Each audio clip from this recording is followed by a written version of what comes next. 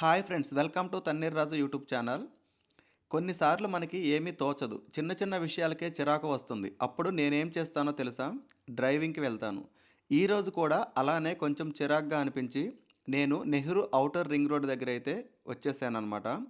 Sagar ring road నుంచి ఎక్కి hitech city వైపు ప్రయాణం అయితే మొదలుపెట్టాను. ఈ రోడ్ మీద డ్రైవ్ చేస్తుంటే మనసు నెమ్మదిగా ప్రశాంతంగా మారుతుంది. ట్రాఫిక్ లేదు, హార్న్ శబ్దాలు లేవు, సిగ్నల్స్ లేవు. 100 కిలోమీటర్ల వేగంతో సాఫీగా వెళ్తూ ఉంటే చుట్టూ కనిపించే పచ్చని ప్రదేశాలు, విశాలమైన రహదారి అన్నీ కలిపి మనసుకు ఒక రిఫ్రెష్ ఫీలింగ్ ఇస్తాయి. కొన్నిసార్లు డ్రైవ్ మనకు థెరపీలా పనిచేస్తుంది. ఇప్పుడు ఈ రోడ్డుకి సంబంధించిన కొన్ని ముఖ్యమైన వివరాలు చెప్తాను. ఈ రోడ్డు మొత్తం పొడవు సుమారు 158 కిలోమీటర్లు. 8 line access control express way. ఈ రోడ్డు పూర్తి నిర్మాణం దాదాపు 2018లో పూర్తయింది. ఇది హైదరాబాద్ నగరాన్ని పూర్తిగా చుట్టి ఉంటుంది. ఈ రోడ్డు ప్రధానంగా Rajiv Gandhi international airport, Hitech City, Gachibowli, Patancheru, Medchal, Shamshabad లాంటివి అయితే కలుపుతుంది. ఇది పూర్తిగా టోల్ రోడ్డు. ఎంట్రీ అండ్ ఎగ్జిట్ అయితే తప్పకుండా ఉంటాయన్నమాట.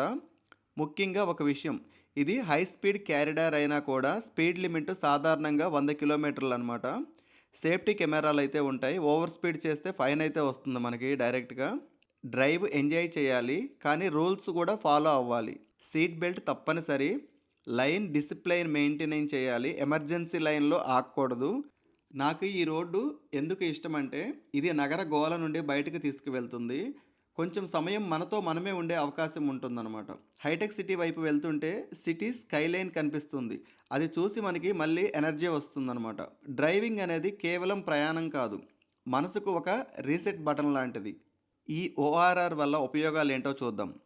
నగర ట్రాఫిక్ తగ్గింది, ఎయిర్పోర్ట్ ట్రావెల్ ఈజీ అయ్యింది, రియల్ ఎస్టేట్ డెవలప్మెంట్ బాగా పెరిగింది, ఇండస్ట్రియల్ క్యారిడార్లు అభివృద్ధి అయ్యాయి.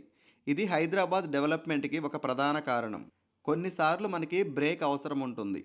చిరాకు వచ్చినప్పుడు సోషల్ మీడియాలో స్క్రోల్ చేయడం కంటే ఒక మంచి డ్రైవ్కి వెళ్ళడం మంచిది. అలాగే సేఫ్టీ ఫస్ట్.